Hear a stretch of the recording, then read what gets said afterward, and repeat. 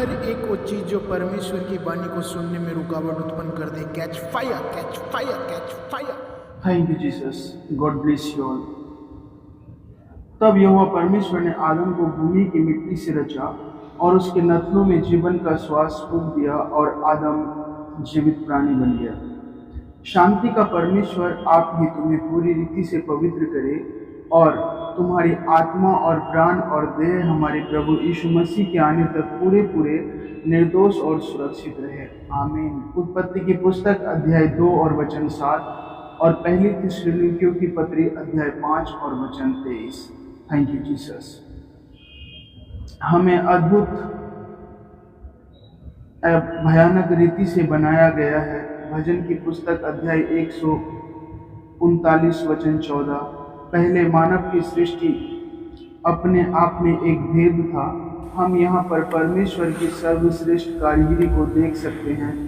एक कुम्हार के समान उसने मिट्टी को लेकर उसमें से एक सुंदर मानव की रचना कर डाली। उसने मनुष्य के नथनों में जीवन का श्वास फूंका और वह मनुष्य एक जीवित प्राणी बन गया। आमीन। Thank you Jesus. उत्पत्ति की पुस्तक अध्याय 2 और 7 वचन। जो जीवन परमेश्वर ने मनुष्य के भीतर फूंका वह ही आत्मिक मनुष्य था, जिसमें परमेश्वर का जीवन और स्वभाव वास करता है। उसकी देह अन्य जानवरों के समान ही थी। जब तक परमेश्वर मनुष्य के साथ था, उसकी आत्मा सिंहासन पर विराजमान थी और उसने पूरे शरीर पर राज्य किया। Thank you Jesus.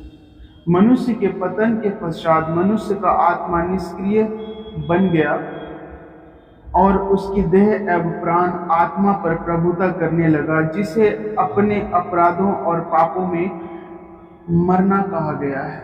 इफिसियों की पत्री अध्याय 2 और 1 वचन। परमेश्वर के जीवन से अलग होने को पाप में मृतक होना कहा गया है।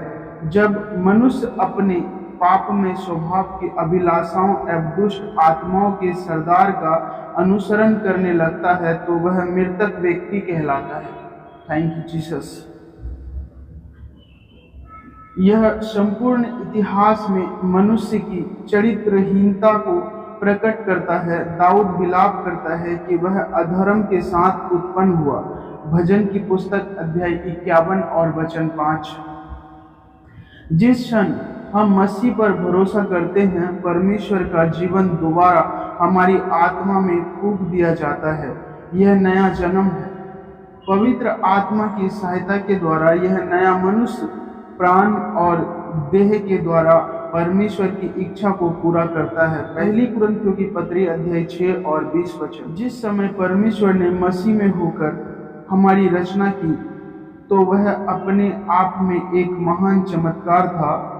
उसने अपना जीवन हम में डालकर हमको मसीह में जीवित कर दिया। अब हमारा आत्मा एक बार फिर परमेश्वर की महिमा के साथ विराजमान है। अब भी हम मसीह के साथ सारे अधिकार एवं महिमा में बैठाए गए हैं। हमारी प्रभुता हम में परमेश्वर के स्वभाव एवं पवित्रता को पुनः स्थापित कर दिया गया है। अब कोई असफलता नहीं है। यह नई सृष्टि का जीवन है। आमीन। हम अपने सृष्टिकर्ता के साथ त्रिएक प्राणी हैं। हम प्रभु के समान आत्मा हैं। हमारा प्राण है जिसमें भावनाएं, बुद्धि एवं इच्छाएं समावेशित है। हम 5 इंद्रियों वाले शरीर में रहते हैं। परमेश्वर का जीवन हम में फूके जाने के बाद भी हम अपने जीवन में क्यों कई बार पराजित हो जाते हैं? क्यों पुरानी बातें हमारे जीवन पर प्रभुता करती है? जब हमने मसीह को स्वीकार किया उस समय हमारा स्वभाव और प्राण दोबारा नहीं बनाए गए थे। परमेश्वर के आत्मा ने केवल हमारे आत्मा को ही जिलाया है। हमारी आत्मा में कोई पाप या अंधकार नहीं है। पुरानी बातें बीत गई है, देखो सब कुछ नया हो गया है। परेशानी यह है कि हमारा मन अभी भी पुरानी बातों के बारे में सोचता है। हमारी भावनाएं एवं इच्छाएं इस धरती पर परमेश्वर के अधीन होने को तैयार नहीं होती है। इस धरती पर परमेश्वर की इच्छा पूरी करने के लिए हमारी आत्मा को अधिकार के साथ हमारे मन को वश में कर लेना चाहिए। अब हमारे मन के नए होने की आवश्यकता सामने आती है। मसीह में आने के बावजूद भी हमको नई सृष्टि की वास्तविकताओं के द्वारा लगातार अपने मन को नया बनाने की आवश्यकता होती है। रोमियो की पत्री अध्याय 12 और 2 वचन। मसीह में आने के बाद हमारे आत्मिक मनुष्य का भोजन परमेश्वर का वचन होता है। परमेश्वर के वचन पर मनन करने से ही लगातार हमारा मन नया होता चला जाएगा और मसीह में जीवन व्यतीत करने का विश्वास उत्पन्न होगा। जैसे जैसे हम परमेश्वर के वचन की सच्चाई में होकर चलने लगते हैं, उतना ही अधिक मसीह हमारे जीवन से प्रकट होने लगता है।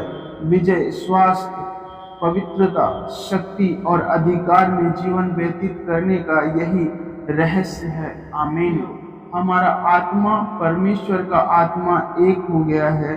आज हम पूरी तरह से नियंत्रण में हैं। अपने मन और देह को अपने ऊपर हावी न होने दें। केवल मसीह में अपनी पहचान पर ध्यान दें। होने दें कि आपकी देह और प्राण से आपका नया स्वभाव प्रकट होने पाए। जैसा आप अपने हृदय में सोचते हैं वैसे ही आप हैं। नीति वचन अध्याय 23 और वचन 7।